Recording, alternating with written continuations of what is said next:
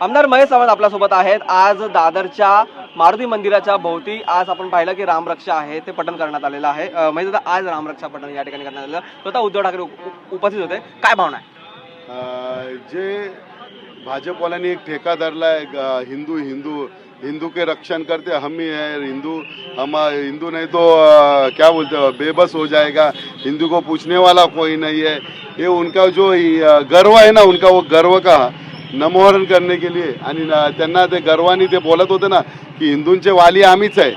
वो जेव्हा बाबरी तोडली तेव्हा हे बिळात होते, तेव्हा कधी कोणी जबाबदारी घेणारे एकच होते, हिंदू हृदय सम्राट सरसेनापती बाळासाहेब। 93ला 92ला दंगल झाली तेव्हा बीजेपीच्या कुठल्या माणसावरती केस पडली नाही, सगळ्या शिवसैनिकांवरती केस पडले, महिनाभर 15 दिवस आतमध्ये होते।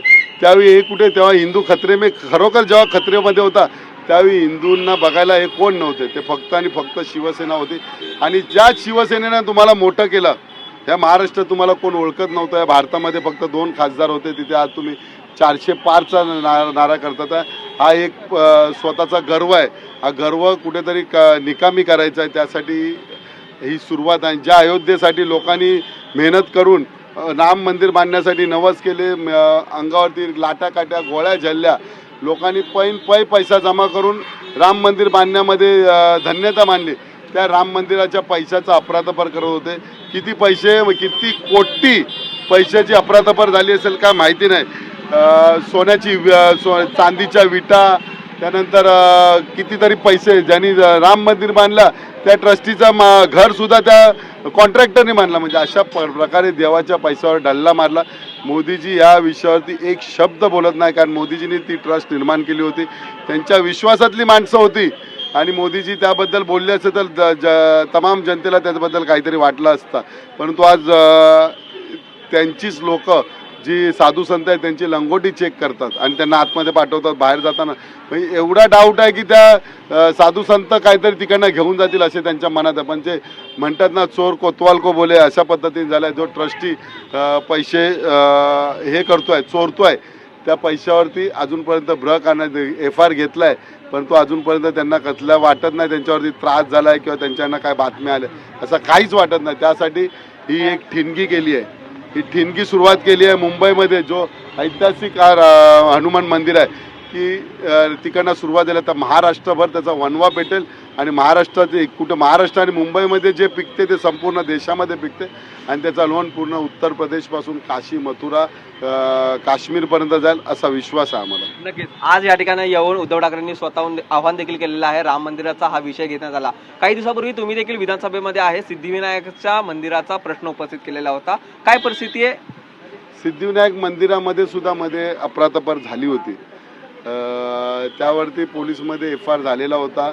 आणि सिद्धिविनायकचा सध्याचा कारभार तुम्ही म्हणत असाल तर पारदर्शकता मग त्याच्यामध्ये जरासुद्धा नाही आहे। सिद्धिविनायक मंदिर लोक श्रद्धेने पैसे देतात आहे, मंदिरामध्ये जरासुद्धा लूट करू नये हा एक हिंदू माणसांचा समज आहे।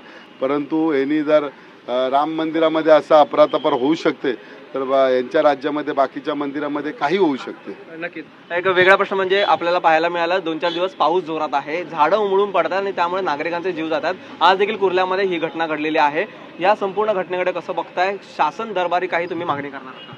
सध्या बीजेपीच्या राज्यामध्ये माणसांचा जीव स्वस्त झाला आहे।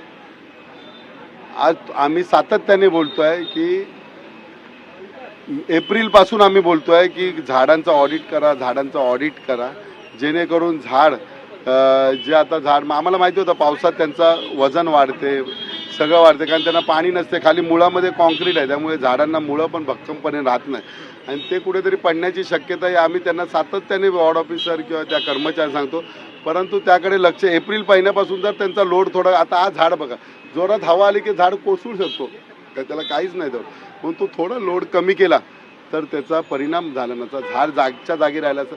परंतु यांच्याकडे BMCकडे एखादा झाड कापण्यासाठी परवानगीसाठी जीव जातो।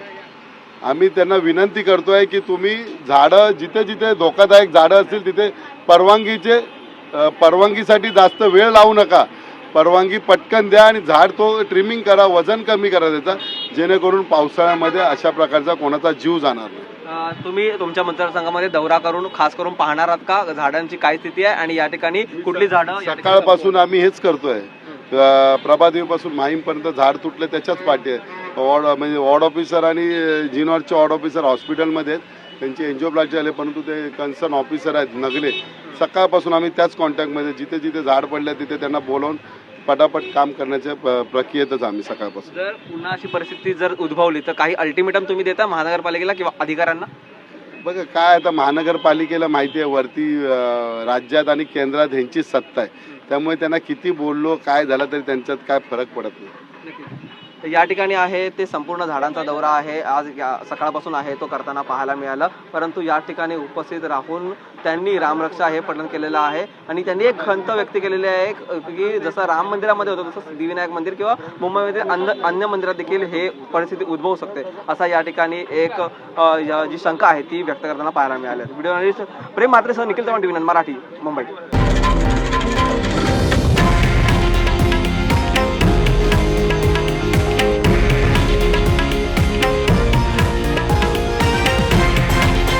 हे आहे देशातील नंबर 1 न्यूज नेटवर्क आणि आपण पाहत आहात TV9 मराठी, एकमेव.